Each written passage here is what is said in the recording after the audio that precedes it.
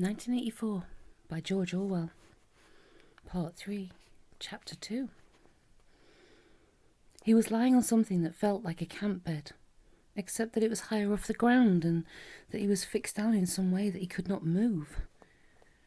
Light that seemed stronger than usual was falling on his face.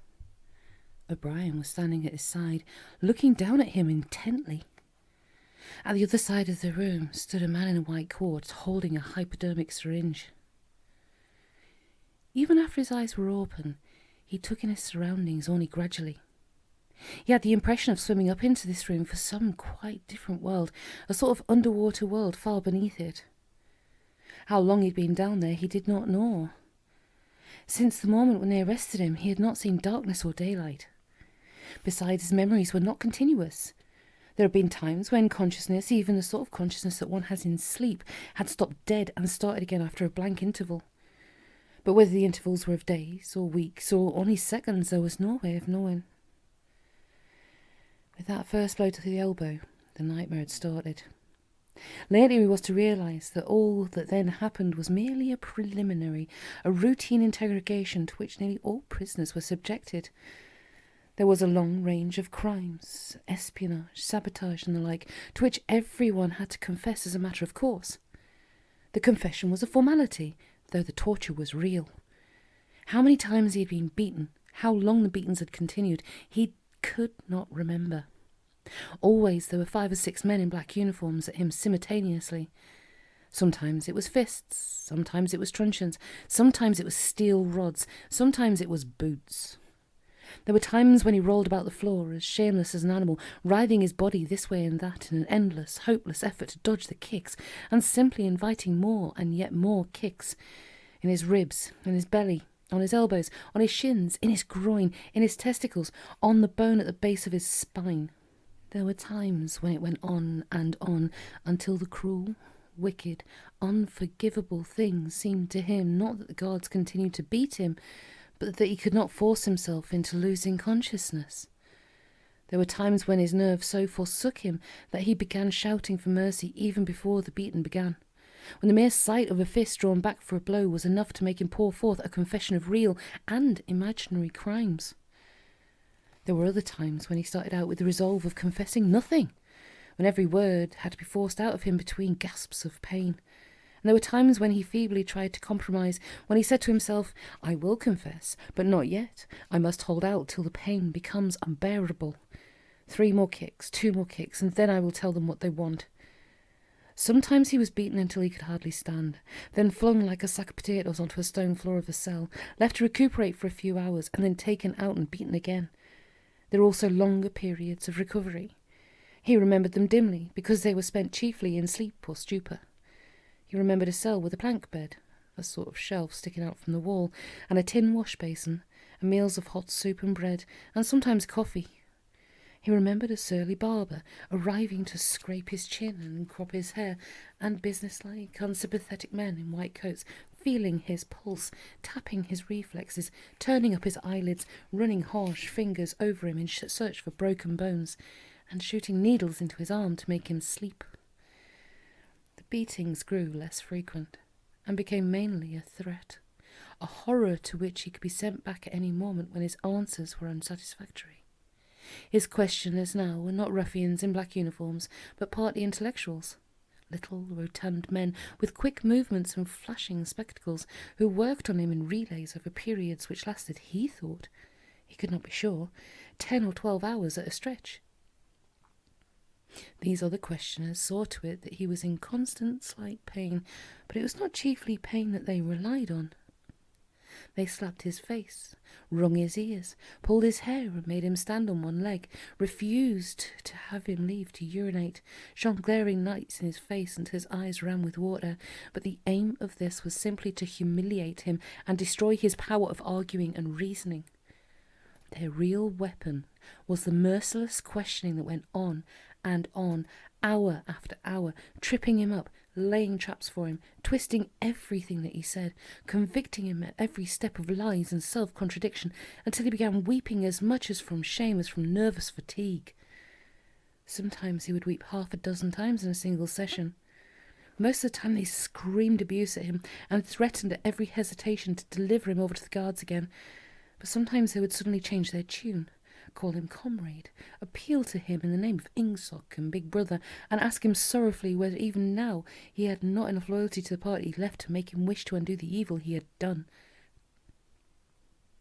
When his nerves were in rags after hours of questioning, even this appeal could reduce him to snivelling tears.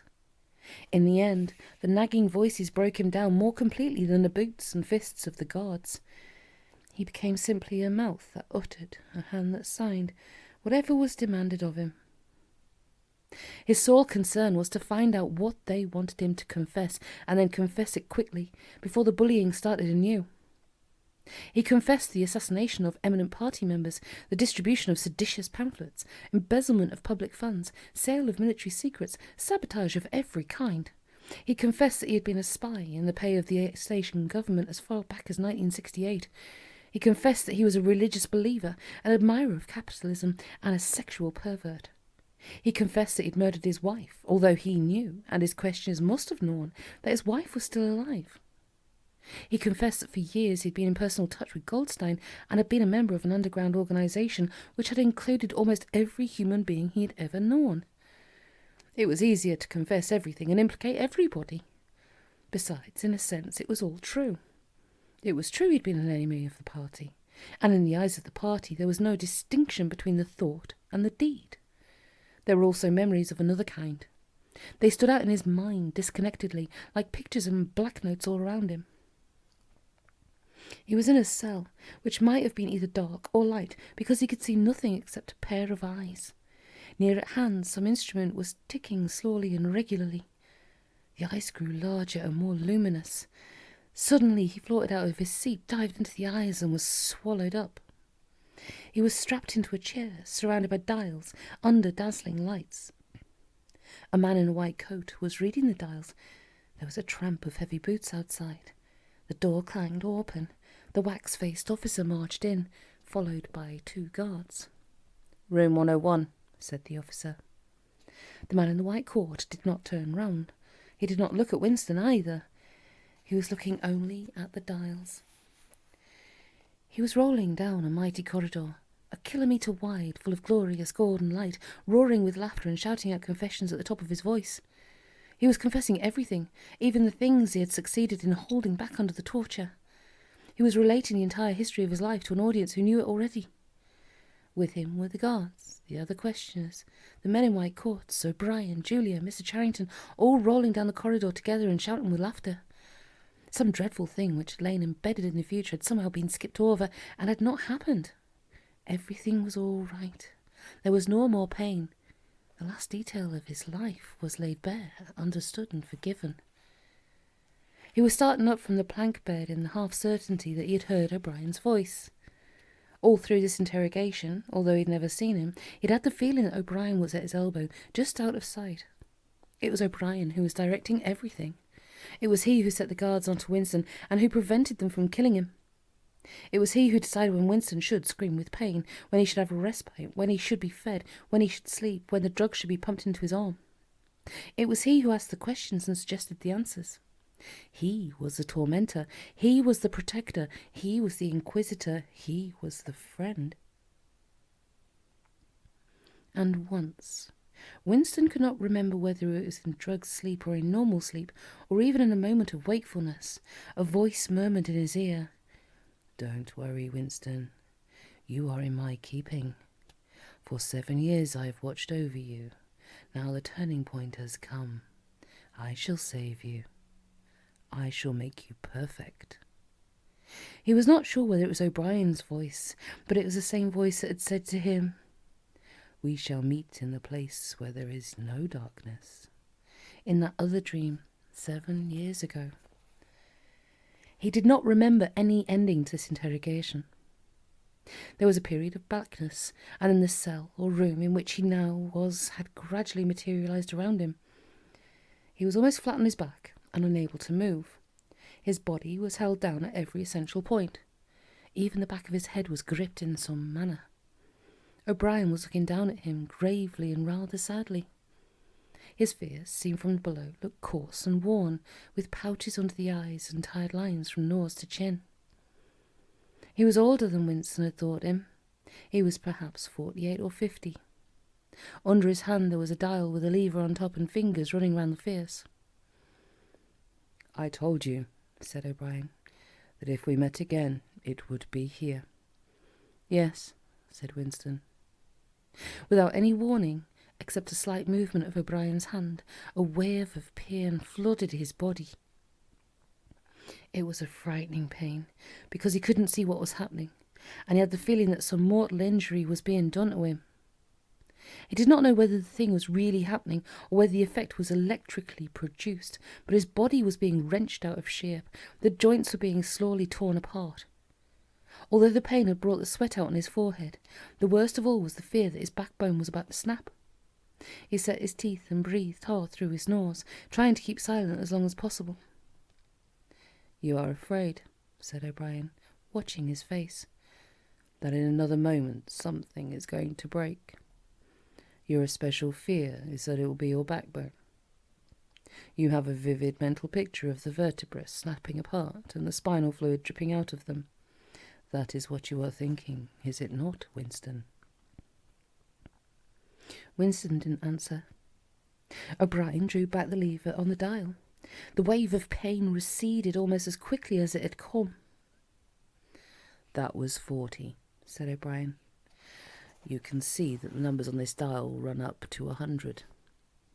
Will you please remember throughout our conversation that I have it in my power to inflict on you at any moment and to whatever degree I choose.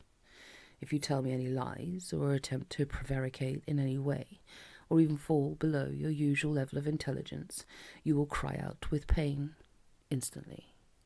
Do you understand that?" "Yes," said Winston. O'Brien's manner became less severe. He resettled his spectacles thoughtfully and took a pace or two up and down. When he spoke, his voice was gentle and patient. He had the air of a doctor, a teacher, even a priest, anxious to explain and persuade rather than to punish. "I am taking trouble with you, Winston," he said, "because you are worth trouble. You know perfectly well what is the matter with you. You have known it for years, though you have fought against the knowledge. You are mentally deranged. You suffer from a defective memory. You are unable to remember real events, and you persuade yourself that you remember other events which never happened. Fortunately, it is curable. You have never cured yourself of it because you did not choose to. There was a small effort of the will that you are not ready to make. Even now, I am well aware, you are clinging to your disease under the impression that it is a virtue. Now, we will take an example. At this moment, which power is Oceania at war with?" "When I was arrested, Oceania was at war with East Asia." "With East Asia, good. And Oceania has always been at war with East Asia, has it not?" Winston drew in his breath. He opened his mouth to speak and then did not speak. He could not take his eyes away from the dial. "The truth, please, Winston. Your truth.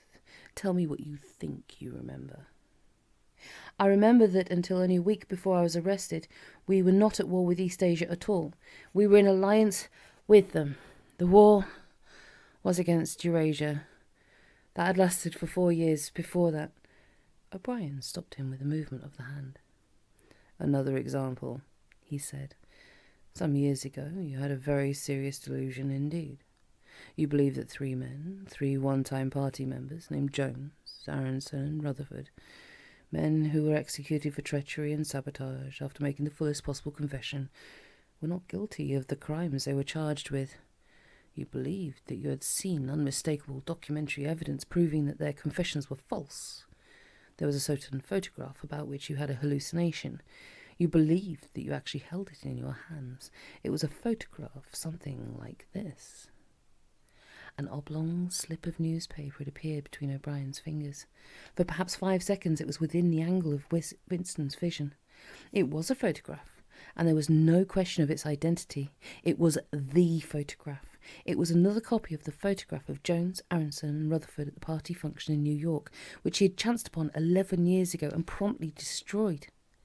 For only an instant it was before his eyes, and then it was out of sight again. But he had seen it. Unquestionably he had seen it. He made a desperate, agonizing effort to wrench the top half of his body free. It was impossible to move so much as a centimetre in any direction. For the moment he'd even forgotten the dial. All he wanted was to hold the photograph in his fingers again, or at least to see it. "It exists!" he cried. "No," said O'Brien. He stepped across the room. There was a memory hall in the opposite wall. O'Brien lifted the grating. Unseen, the frail slip of paper was whirling away on the current of warm air. It was vanishing in a flash of flame. O'Brien turned away from the wall. "Ashes," he said. "Not even identifiable ashes. Dust. It does not exist. It never existed." "But it did exist. It does exist. It exists in memory. I remember it. You remember it." "I do not remember it," said O'Brien. Winston's heart sank. That was doublethink. He had a feeling of deadly helplessness. If he could have been certain that O'Brien was lying, it would not have seemed to matter. But it was perfectly possible that O'Brien had really forgotten the photograph. And if so, then already he would have forgotten his denial of remembering it, and forgotten the act of forgetting. How could one be sure when it was simple trickery? Perhaps that lunatic dislocation in the mind could really happen. That was the thought that defeated him. O'Brien was looking down at him speculatively. More than ever he had the air of a teacher taking pains with a wayward but promising child. "There is a party slogan dealing with the control of the past," he said. "Repeat it, if you please." "Who controls the past, controls the future. Who controls the present, controls the past," repeated Winston obediently. "Who controls the present, controls the past," said O'Brien, nodding his head with slow approval. "Is it your opinion, Winston, that the past has real existence?" Again the feeling of helplessness descended upon Winston. His eyes flitted towards the dial. He not only did not know whether yes or no was the answer that would save him from pain, he did not even know which answer he believed to be the true one. O'Brien smiled faintly. "You are no metaphysician, Winston," he said. "Until this moment you had never considered what is meant by existence. I will put it more precisely. Does the past exist concretely in space? Is there somewhere or other a place, a world of solid objects, where the past is still happening? No. Then where does the past exist, if at all?" "In records. It is written down." "In records and—" "In the mind. In human memories." "In memory. Very well, then. We, the party, control all records, and we control all memories. Then we control the past, do we not?"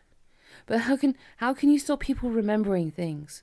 cried Winston again, momentarily forgetting the dial. "It is involuntary. It is outside oneself. How can you control memory? You have not controlled mine." O'Brien's manner grew stern again. He laid his hand on the dial. "On the contrary," he said, "you have not controlled it. That is what brought you here. You are here because you have failed in humility and in self-discipline. You would not make the act of submission which is the price of sanity. You preferred to be a lunatic, a minority of one. Only the disciplined mind can see reality, Winston. You believe reality is something objective, external, existing in its own right. You also believe that the nature of reality is self-evident. When you delude yourself into thinking that you see something, you assume that everyone else sees the same thing as you. But I tell you, Winston, that reality is not external. Reality exists in the human mind and nowhere else. Not in the individual mind, which can make mistakes, and in any case soon perishes. Only in the mind of the party, which is collective and immortal. Whatever the party holds to be the truth, is truth. It is impossible to see reality except by looking through the eyes of the party. That is the fact that you have got to relearn, Winston. It needs an act of self-destruction, an effort of the will. You must humble yourself before you can become sane. He paused for a few moments, as though to allow what he'd been saying to sink in. Do you remember, he went on, writing in your diary, freedom is the freedom to say that 2 + 2 make 4? Yes, said Winston. O'Brien held up his left hand, its back towards Winston, with the thumb hidden and the 4 fingers extended. How many fingers am I holding up, Winston? 4. And if the party says that it is not 4 but 5, then how many? 4. The word ended in a gasp of pain. The needle of the dial had shot up to 55. The sweat had sprung out all over Winston's body. The air tore into his lungs and issued again in deep groans, which even by clenching his teeth he could not stop. O'Brien watched him, the 4 fingers still extended. He drew back the lever. This time the pain was only slightly eased. How many fingers, Winston? 4. The needle went up to 60. How many fingers, Winston? 4. 4. What else can I say? 4. The needle must have risen again, but he did not look at it. The heavy, stern face and the 4 fingers filled his vision. The fingers stood up before his eyes like pillars, enormous, blurry, seeming to vibrate, but unmistakably 4. How many fingers, Winston? 4. Stop it! Stop it! How can you go on? It's 4! It's 4! How many fingers, Winston? 5! 5! 5! No, Winston. That is no use. You are lying. You still think there are 4. How many fingers, please? 4! No, 5! No, 4! Anything you like! Only stop it! Stop the pain! Abruptly he was sitting up with O'Brien's arm around his shoulders. He had perhaps lost consciousness for a few seconds. The bonds that had held his body down were loosened. He felt very cold. He was shaking uncontrollably. His teeth were chattering. The tears were rolling down his cheeks. For a moment he clung to O'Brien like a baby, curiously comforted by the heavy arm around his shoulders. He had the feeling that O'Brien was his protector, that the pain was something that came from outside, from some other source, and that O'Brien who would save him from it. You are a slow learner, Winston, said O'Brien gently. How can I help it? He blubbered. How can I help seeing what is in front of my eyes? 2 and 2 are 4. Sometimes, Winston, sometimes they are 5. Sometimes they are 3. Sometimes they are all of them at once. You must try harder. It is not easy to become sane. He laid Winston down on the bed. The grip of his limbs tightened again, but the pain had ebbed away and the trembling had stopped, leaving him merely weak and cold. O'Brien motioned with his head to the man in the white coat, who had stood immobile throughout the proceedings.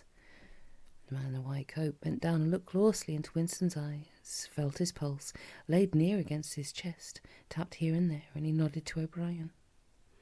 Again, said O'Brien. The pain flowed into Winston's body. The needle must be at 70, 75. He had shut his eyes this time. He knew that the fingers were still there, and still 4. All that mattered was somehow to stay alive until the spasm was over. He had ceased to notice whether he was crying out or not. The pain lessened again. He opened his eyes. O'Brien had drawn back the lever. How many fingers, Winston? 4. I suppose there are 4. I would see 5 if I could. I'm trying to see 5. Which do you wish? To persuade me that you see 5, or to really see them? Really, to see them. Again, said O'Brien. Perhaps the needle was at 80, 90. Winston could not intermittently remember why the pain was happening. Behind his screwed-up eyelids, a forest of fingers seemed to be moving in a sort of dance, weaving in and out, disappearing behind one another and reappearing again. He was trying to count them. He could not remember why. He knew only that it was impossible to count them, and this was somehow due to the mysterious identity between 5 and 4. The pain died down again. When he opened his eyes, it was to find that he was still seeing the same thing. Innumerable fingers like moving trees were still streaming past in either direction, crossing and recrossing. He shut his eyes again. How many fingers am I holding up, Winston? I don't know. I don't know. You will kill me if you do that again. 4, 5, 6. In all honesty, I don't know. Better, said O'Brien. A needle slid into Winston's arm. Almost in the same instant, a blissful, healing warmth spread through his body. The pain was already half forgotten. He opened his eyes and looked up gratefully at O'Brien. At sight of the heavy, lined face, so ugly and so intelligent, his heart seemed to turn over. If he could have moved, he would have stretched out a hand and laid it on O'Brien's arm. He had never loved him so deeply as at this moment, and not merely because he'd stopped the pain. The odd feeling, at that bottom, didn't matter whether O'Brien was a friend or an enemy, had come back. O'Brien was a person who could be talked to. Perhaps one did not want to be loved so much as to be understood. O'Brien had tortured him to the end of lunacy, and in a little while it was certain he would send him to his death. It made no difference. In some sense that went deeper than friendship. They were intimates. Somewhere or other, although the actual words might never be spoken, there was a place that they could meet and talk. O'Brien was looking down at him with an expression which suggested that the same thought might be in his own mind. When he spoke, it was in an easy, conversational tone. "Do you know where you are, Winston?" he said. "I don't know. I can guess. In the Ministry of Love." "Do you know how long you have been here?" "I don't know. Days, weeks, months. I think it's months." "And why do you imagine that we bring people to this place?" "To make them confess." "No, that is not the reason. Try again." "To punish them." "No," exclaimed O'Brien. His voice had changed extraordinarily, and his face had suddenly become both stern and animated. "No, not merely to extract your confession, not to punish you. Shall I tell you why we have brought you here? To cure you, to make you sane. Will you understand, Winston, that no one whom we bring to this place ever leaves our hands uncured? We are not interested in those stupid crimes that you have committed. The party is not interested in the overt act. The thought is all we care about. We do not merely destroy our enemies, we change them. Do you understand what I mean by that?" He was bending over Winston. His face looked enormous because of its nearness, and hideously ugly because it was seen from below. Moreover, it was filled with a sort of exultation, a lunatic intensity. Again Winston's heart shrank. If it had been possible, he would have cowered deeper into the bed. He felt certain that O'Brien was about to twist a dial out of sheer wantonness. At this moment, however, O'Brien turned away. He took a pace or two up and down. Then he continued, but less vehemently. "The first thing for you to understand is that in this place there are no martyrdoms. You have read of the religious persecutions of the past. In the Middle Ages there was the Inquisition. It was a failure. It set out to eradicate heresy, and ended up by perpetuating it. For every heretic it burned at the stake, thousands of others rose up. Why was that? Because the Inquisition killed its enemies in the open, and killed them while they were still unrepentant. In fact, it killed them because they were unrepentant.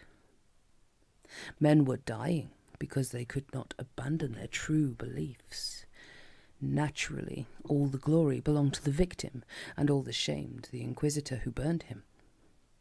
Later, in the 20th century, there were the totalitarians, as they were called. There were the German Nazis and the Russian communists. The Russians persecuted heresy more cruelly than the Inquisition had done. They imagined they had learned from the mistakes of the past. They knew, at any rate, that one must not make martyrs. Before they exposed their victims to public trial, they deliberately set themselves to destroy their dignity.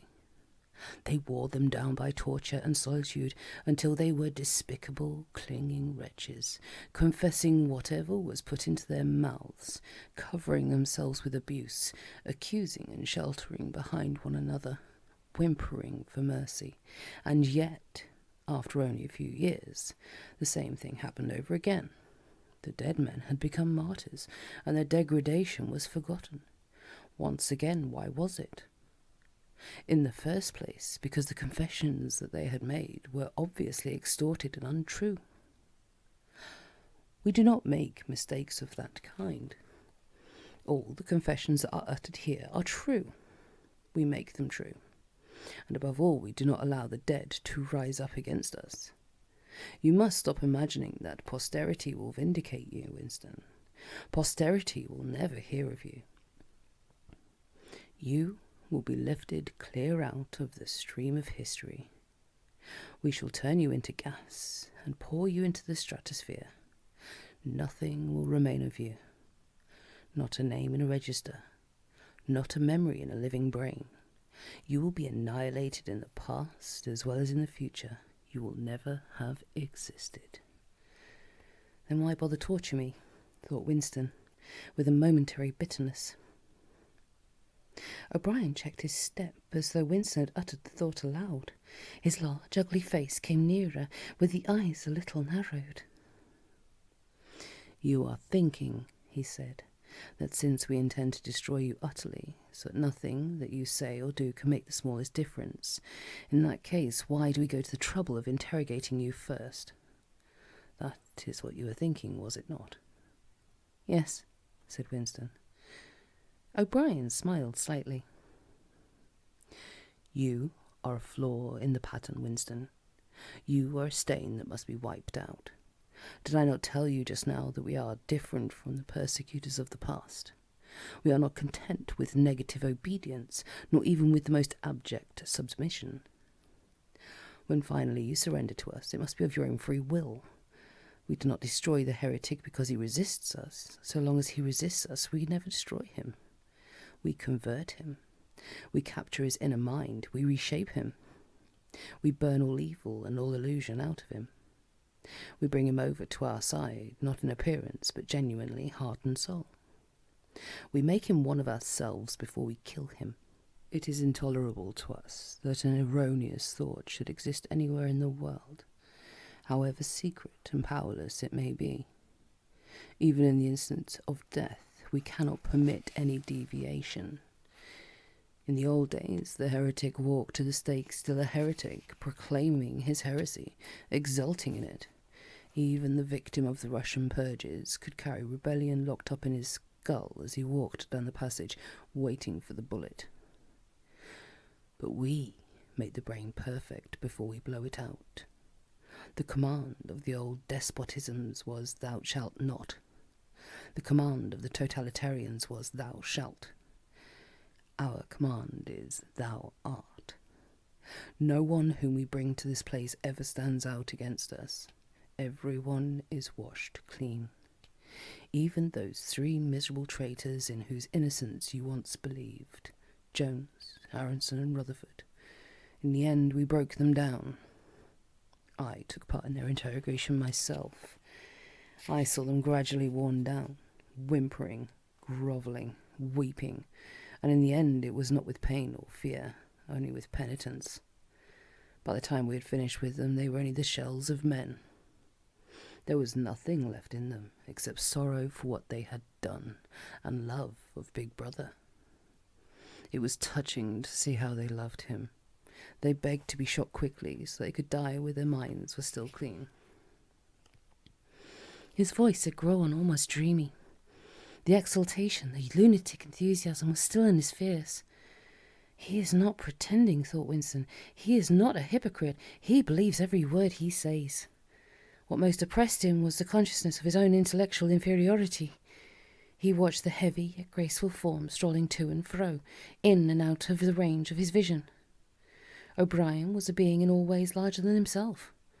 There was no idea that he had ever had, or could have, that O'Brien had not long ago known, examined and rejected. His mind contained Winston's mind. But in that case, how could it be true that O'Brien was mad? It must be he, Winston, who was mad. O'Brien halted and looked down at him. His voice had grown stern again. "Do not imagine that you will save yourself, Winston, however completely you surrender to us. No one who has gone astray is ever spared, and even if we chose to let you live out the natural term of your life, still you would never escape from us. What happens to you here is forever. Understand that in advance. We shall crush you down to the point from which there is no coming back. Things will happen to you from which you could not recover. If you lived in 1,000 years and 1,000 lifetimes, never again will you be capable of ordinary human feeling. Everything will be dead inside you. Never again will you be capable of love, or friendship, or joy of living, or laughter, or curiosity, or courage, or integrity. You will be hollow. We shall squeeze you empty, and then we shall fill you with ourselves." He paused and signed to the man in the white coat. Winston was aware of some heavy piece of apparatus being pushed into place behind his head. O'Brien had sat down beside the bed, so his face was almost on a level with Winston's. 3,000, he said, speaking over Winston's head to the man in the white coat. Two soft pads, which felt slightly moist, clamped themselves against Winston's temples. He quailed. There was a pain coming, a new kind of pain. O'Brien laid a hand reassuringly, almost kindly, on his. "This time it will not hurt," he said. "Keep your eyes fixed on mine." At this moment there was a devastating explosion, or what seemed like an explosion, though it was not certain whether there was any noise. There was undoubtedly a blinding flash of light. Winston was not hurt, only prostrated. Although he had already been lying on his back when the thing happened, he had a curious feeling that he had been knocked into that position. A terrific painless blow had flattened him out. Also, something had happened inside his head. As his eyes regained their focus, he remembered who he was and where he was, and recognised the face that was gazing into his own, but somewhere or other there was a large patch of emptiness, as though a piece had been taken out of his brain. "It will not last," said O'Brien. "Look me in the eyes. What country is Oceania at war with?" Winston thought. He knew what was meant by Oceania, and that he himself was a citizen of Oceania. He also remembered Eurasia and Eastasia, but who was at war with whom he did not know. In fact, he had not been aware that there was any war. I don't remember." "Oceania is at war with Eastasia. Do you remember that now?" "Yes." "Oceania has always been at war with Eastasia. Since the beginning of your life, since the beginning of the party, since the beginning of history. The war has continued without a break, always the same war. Do you remember that?" "Yes."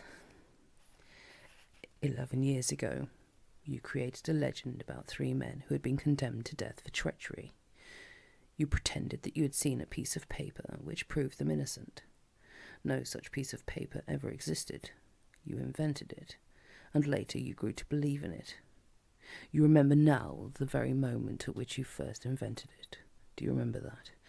"Yes." "Just now I held up the fingers of my hand to you. You saw 5 fingers. Do you remember that?" "Yes." O'Brien held up the fingers of his left hand, with the thumb concealed. "There are 5 fingers there. Do you see 5 fingers?" "Yes." And he did see them. For a fleeting instant, before the scenery of his mind changed, he saw 5 fingers, and there was no deformity. Then everything was normal again, and the old fear, the hatred, and the bewilderment came crowding back again. But there had been a moment, he did not know how long, 30 seconds perhaps, of luminous certainty, when each new suggestion of O'Brien's had filled up a patch of emptiness and become absolute truth. And then 2 and 2 could have been 3 as easily as 5. But if that was what was needed... It had faded, but before O'Brien had dropped his hand. But though he could not recapture it, he could remember it, as one remembers a vivid experience at some period of one's life when one was in effect a different person. You see now, said O'Brien, that it is at any rate possible. Yes, said Winston. O'Brien stood up with a satisfied air. Over to his left, Winston saw the man in the white coat break an ampule and draw back the plunger of a syringe. O'Brien turned to Winston with a smile. In almost the old manner, he resettled his spectacles on his nose. "Do you remember writing in your diary," he said, "that it did not matter whether I was a friend or an enemy, since I was at least a person who understood you and could be talked to? You were right. I enjoy talking to you. Your mind appeals to me. It resembles my own mind, except that you happen to be insane. Before we bring the session to an end, you can ask me a few set questions, if you so choose." "Any question I like." "Anything." He saw that Winston's eyes were upon the dial. It switched off. "What's your first question?" "What have you done with Julia?" said Winston. O'Brien smiled again. "She betrayed you, Winston, immediately, unreservedly. I have seldom seen anyone come over to us so promptly. You would hardly recognize her if you saw her. All her rebelliousness, her deceit, her folly, her dirty-mindedness, everything has been burned out of her. It was a perfect conversion, a textbook case." "You tortured her?" O'Brien left this unanswered. "Next question," he said. "Does Big Brother exist?" "Of course he exists. The party exists. Big Brother is the embodiment of the party." "Does he exist in the same way as I exist?" "You do not exist," said O'Brien. Once again the sense of helplessness assailed him. He knew, or he could imagine, the arguments which proved his own non-existence, but they were nonsense. They were only a play on words. Did not the statement, "you do not exist," contain a logical absurdity? But what use was it to say so? His mind shrivelled as he thought of the unanswerable, mad arguments with which O'Brien would demolish him. "I think I exist," he said wearily. "I'm conscious of my own identity. I was born and I shall die. I have arms and legs. I occupy a particular point in space. No other solid object can occupy the same point simultaneously. In that sense, does Big Brother exist?" "It is of no importance. He exists." "Will Big Brother ever die?" "Of course not. How could he die? Next question." "Does the Brotherhood exist?" "That, Winston, you will never know. If we choose to set you free when we have finished with you, and if you live to be 90 years old, still you will never learn whether the answer to that question is yes or no. As long as you live, it will be an unsolved riddle in your mind." Winston lay silent. His breast rose and fell a little faster. He still had not asked the question that had come into his mind the first. He had got to ask it, and yet it was as though his tongue would not utter it. There was a trace of amusement in O'Brien's face. Even his spectacles seemed to wear an ironical gleam. "He knows," thought Winston suddenly. "He knows what I'm going to ask," as though the words burst out of him. "What's in room 101? The expression on O'Brien's face did not change. He answered dryly, "You know what is in room 101, Winston. Everyone knows what is in room 101. He raised a finger to the man in the white coat. Evidently the session was at an end.